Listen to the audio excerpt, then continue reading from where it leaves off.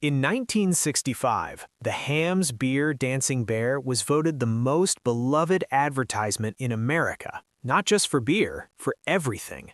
At its peak, Hamm's was the fifth largest brewer in the United States. They had survived the brutality of the Great Depression, the dry wasteland of Prohibition, and even a high-profile mafia kidnapping that shook the nation. They had the money, they had the loyalty, they had the land of sky-blue waters. Yet just a few decades later, the furnaces went cold. 137 years of tradition silenced. But here is the mystery. Hamm's didn't die because of a bad economy. It didn't die because people stopped drinking beer. It died because of a single, baffling oversight. A failure of competence so simple, it sounds like a joke. This is the story of how a billion-dollar empire was brought to its knees by a liquor company that didn't know one basic fact: beer goes stale. This is the fall of Hamm's Brewery. To understand the end, we have to look at the beginning, 1864. Theodore Hamm was a butcher and a saloon owner. He wasn't looking to start an empire, he was just trying to help a friend. His friend, Andrew Keller, owned a tiny, struggling brewery on the bluffs of Phelan Creek. Keller had gold fever. He wanted to head west to California to find his fortune, but he needed a stake. Theodore Hamm loaned him everything, his life savings, even mortgaging his own beer garden. As collateral, Keller handed Hamm the deed to that struggling brewery. Keller went west, and he died there. Suddenly, Theodore Hamm was in a nightmare. His money was gone, his own business was mortgaged, and all he had to show for it was a failing brewery he never wanted. He had no choice. He moved his family into the brewery itself. This is where the Hamm's spirit was born. While Theodore brewed, his wife Louise ran the books. She cooked meals for the workers who lived in the brewery dormitories because the site was too far from town. They invited farmers to stay for meals and a beer. Word spread. By 1880, they weren't just surviving, they were exploding. From 5 employees to 75, from 500 barrels to 40,000. In 1894, Hamm opened a new complex that looked more like a European cathedral than a factory. Ornate, decorative, and permanent. Over 10,000 people showed up just to tour the facility. Theodore Hamm died in 1903, leaving behind an empire built on the back of a defaulted loan. For the next 62 years, the Hamm family would navigate the most turbulent century in human history. When Prohibition hit in 1920, other breweries dumped their beer into the river and sold their equipment for scrap. They gave up. But the Hamms, they were smarter. They renamed themselves the Excelsior Products Company. They made soft drinks and syrups, but they kept the kettles warm. They produced near beer, which was just real beer with the alcohol removed. This meant their workers kept their skills, their recipes stayed alive, their machines never rusted. While their competitors forgot how to brew, the Hamms were just waiting for the lights to turn green. And on April 7, 1933, at 12:01 a.m., the green light flashed. A whistle blasted that could be heard across all of St. Paul. By 6:30 that morning, 100,000 cases of full-strength beer had already shipped. They hadn't just survived Prohibition, they had outweighted it. They were ready to dominate America. But as the 1950s rolled in, the Hamms realized that to stay on top, they needed something more than just good beer. They needed a face, a mascot. They needed a bear. By the 1950s, the Hamm family realized a cold truth. The world was shrinking. Television was bringing national brands into every living room. To survive, Hamm's couldn't just be the beer from St. Paul. It had to be the beer of America.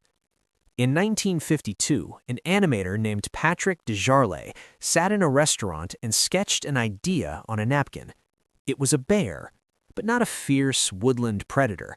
This was a lovable, clumsy dancing bear that wandered through the north woods of Minnesota. From the land of sky-blue waters, the jingle became an earworm that infected the entire country. The Hamm's bear was the first animated beer mascot in history.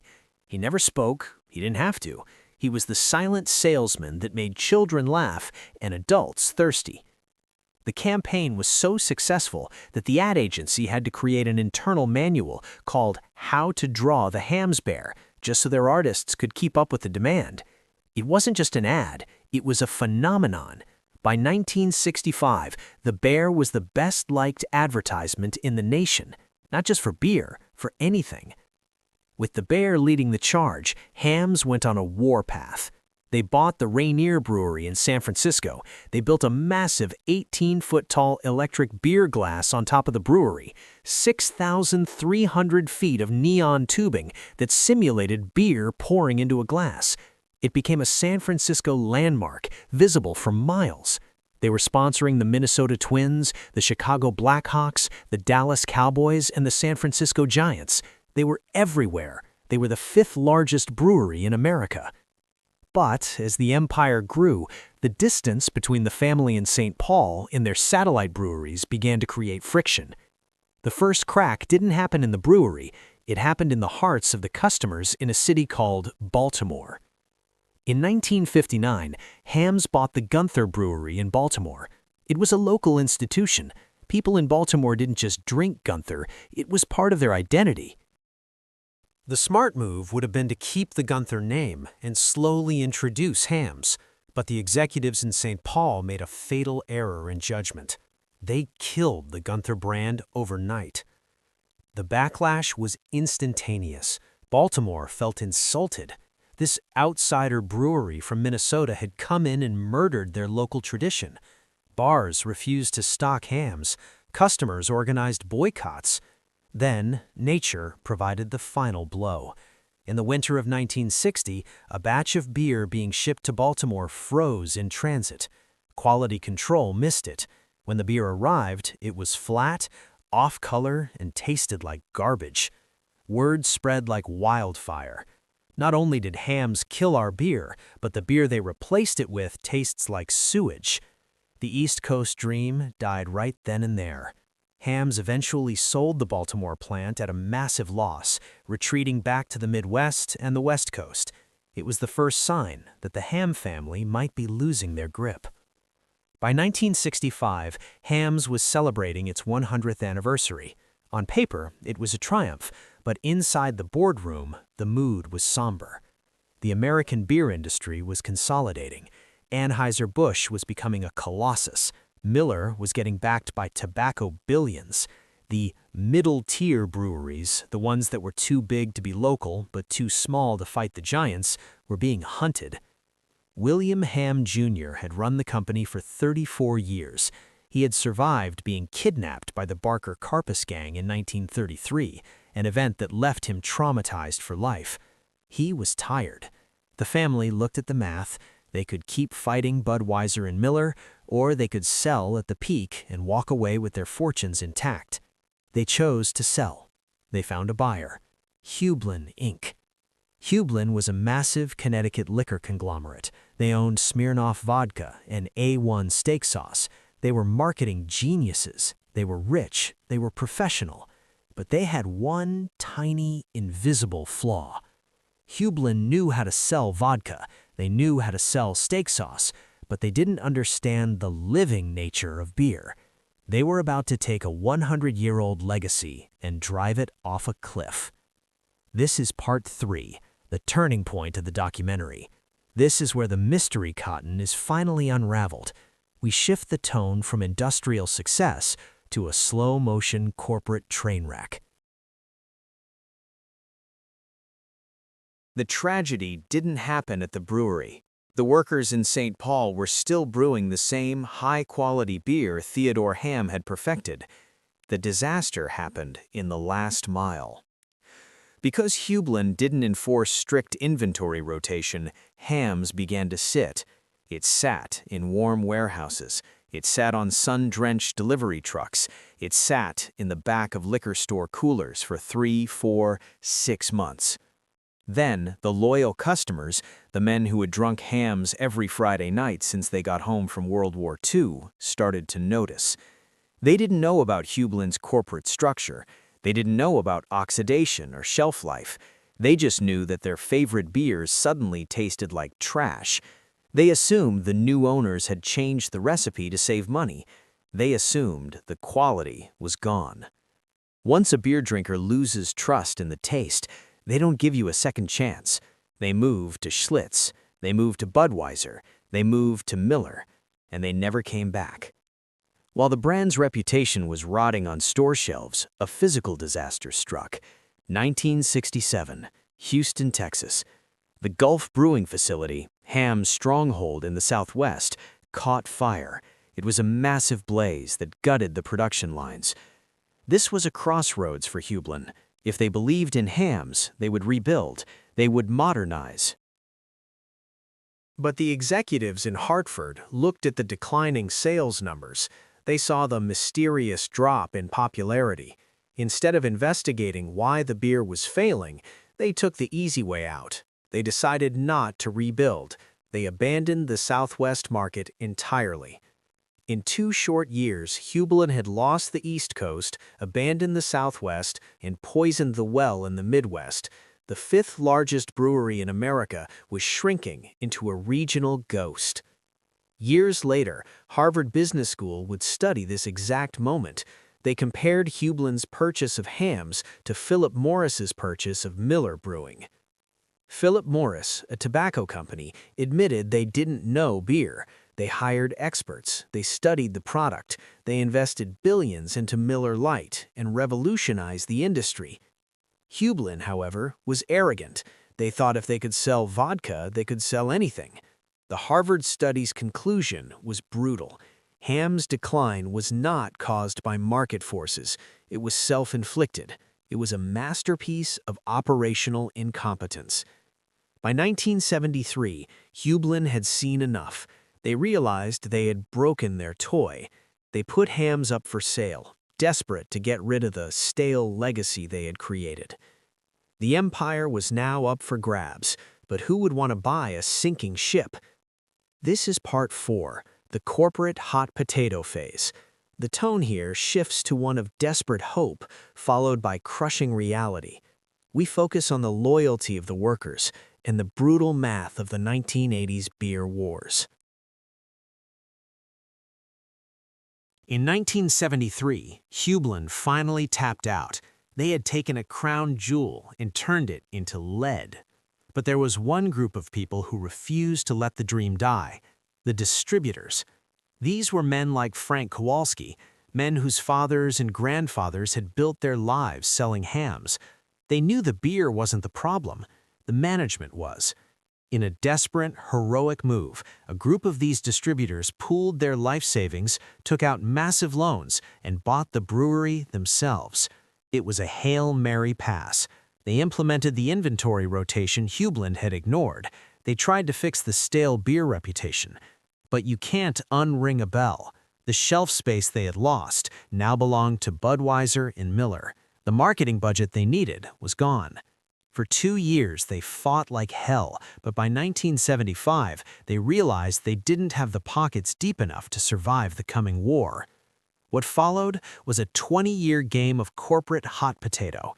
First, Olympia Brewing from Washington State bought them. Then, Pabst Brewing took a turn. Each owner was slightly weaker than the last, and each was looking for the same thing: a way to survive an industry that was cannibalizing itself. By the early 80s, the American beer market had turned into a Highlander movie. There could be only one. Or in this case, 3. Anheuser-Busch and Miller were spending hundreds of millions on TV ads. The regional guys were being squeezed into extinction. Enter the Stroh family.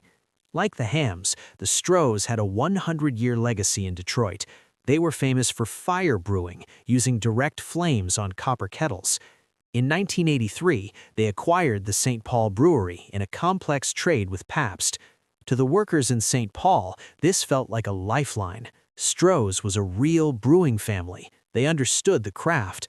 They even invested in the St. Paul plant, modernizing the equipment until it was pumping out 3.5 million barrels a year. But Stroh's was hiding a terminal illness: debt. To compete with the giants, Stroh's had gone on a buying spree, snatching up Schlitz and Schaefer. They had borrowed over $500 million to do it. The interest payments were a noose around their neck. Every time they sold a beer, the profit went to the bank, not the brewery.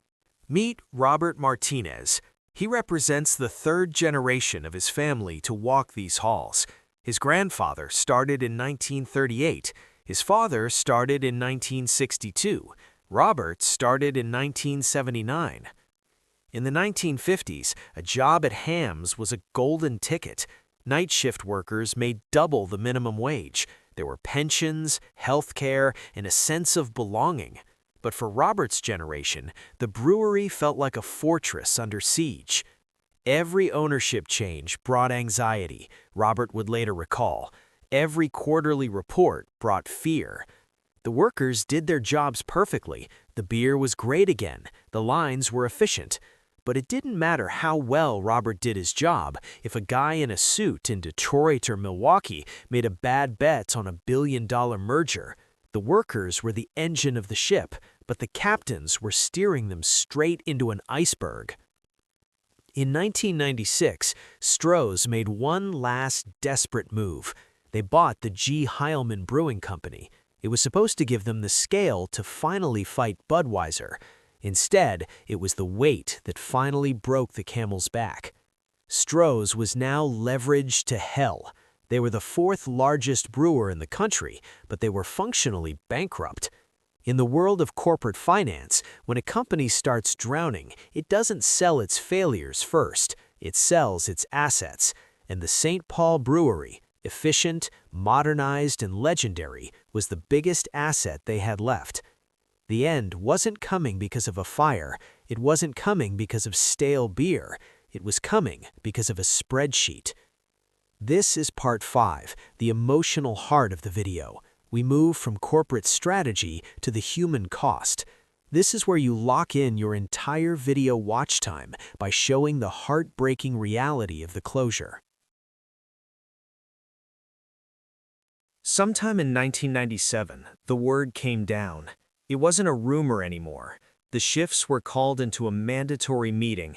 There was no "thank you for your service." There was no commemorative plaque. There was just a flat, corporate script read by a man who looked like he hadn't slept in a week. Effective immediately, this facility will cease all operations. The room went deathly quiet. This wasn't just a factory closing. It was a city within a city being erased. For 137 years, the roar of the Hamm's Brewery had been the heartbeat of St. Paul's East Side.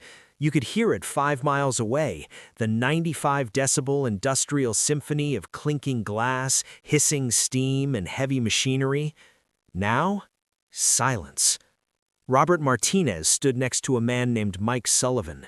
Mike had started at Hamm's in 1962. He had been there when the Hamm family still owned the place. He had survived the Hublin disaster, the ownership swaps, and the 80s beer wars. He was 63 years old. He was 2 years away from retirement. Mike didn't yell, he didn't swear, he just stood there and cried. Not for the paycheck, though that was gone, but for his identity. He had told people for 35 years, "I'm a brewery man." Now, at 63, what was he? The younger guys, the ones in their 20s, were angry. They talked about retraining, about lawsuits, about finding new jobs. But the old-timers knew the truth. You don't replace a 137-year legacy. You just mourn it. No one remembers who worked the very last shift. The history books didn't record their names, but we know what it looked like. The last bottles rolled down line 3. The same line that had been running since the 1950s. The fillers stopped. The cappers went still.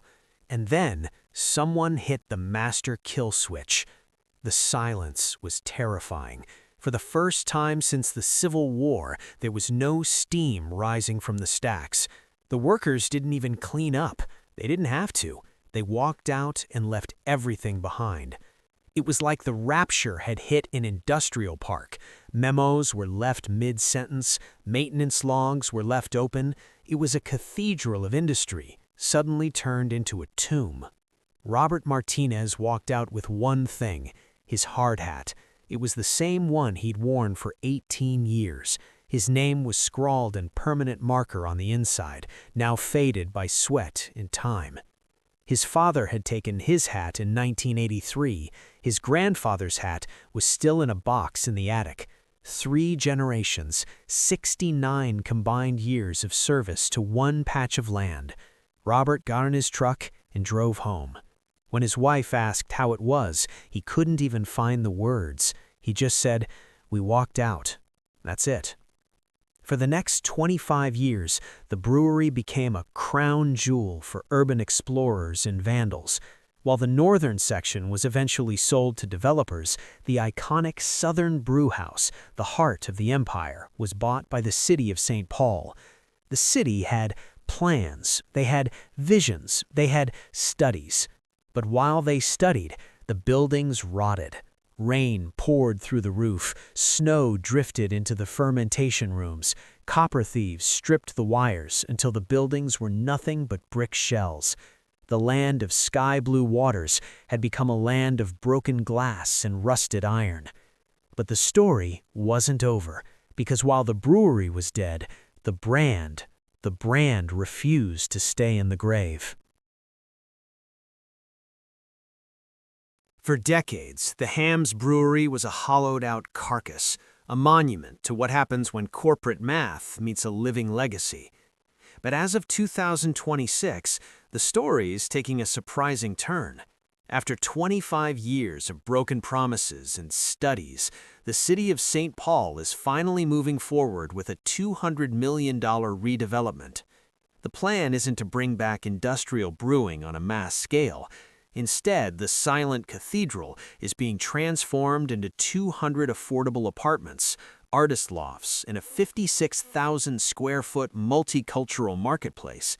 Even the old 11 Wells distillery and the St. Paul Brewing Taproom, which occupies a small corner of the original campus, are keeping the spirit alive. It's a bittersweet victory. People will live where the copper kettles once hummed. They'll drink craft beer in the same rooms where Robert Martinez's grandfather once swept the floors.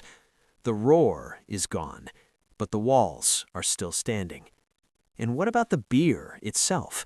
After being passed around like a corporate hot potato, the Hamm's brand eventually landed in the hands of Molson Coors. Today, it isn't brewed in the land of sky-blue waters. It's brewed in Milwaukee, Wisconsin. In a twist no one saw coming, Hamm's has become a cult favorite once again. Without any multi-million-dollar TV ads or dancing bears, sales have actually climbed in recent years. Why? Because in a world of $18 craft 4-packs, Hamm's is the ultimate honest beer. It's cheap, it's cold, and it carries the ghost of a century of history. Younger drinkers, who weren't even born when the brewery closed, call themselves Hampians. They wear vintage bear shirts they found in thrift stores. They've reclaimed a brand that the executives in the 1960s almost managed to kill with their stale beer incompetence. So what is the real tragedy of Hamm's? It wasn't just the stale beer scandal of the 1960s. It wasn't just the fire in Houston or the debt-fueled greed of the 80s. The real tragedy was the belief that a brand is just a logo on a spreadsheet. Theodore Hamm didn't just build a brewery, he built a community. He understood that a business is a living, breathing thing that requires a master brewer's touch, not just at the kettle, but in the boardroom. The moment the owners stopped caring about the liquid and started caring only about the leverage, the roar began to fade. The Hamm story is a warning to every modern company. You can buy a brand, but you can't buy loyalty. You can scale an empire, but you can't scale a soul.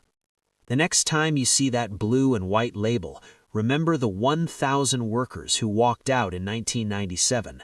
Remember the bear that danced on every TV in America. And remember that sky blue water isn't just a marketing slogan. It's a reminder of a time when we built things to last for 100 years, not just until the next quarterly report. From the land of sky-blue waters, the roar may be gone, but the echo remains.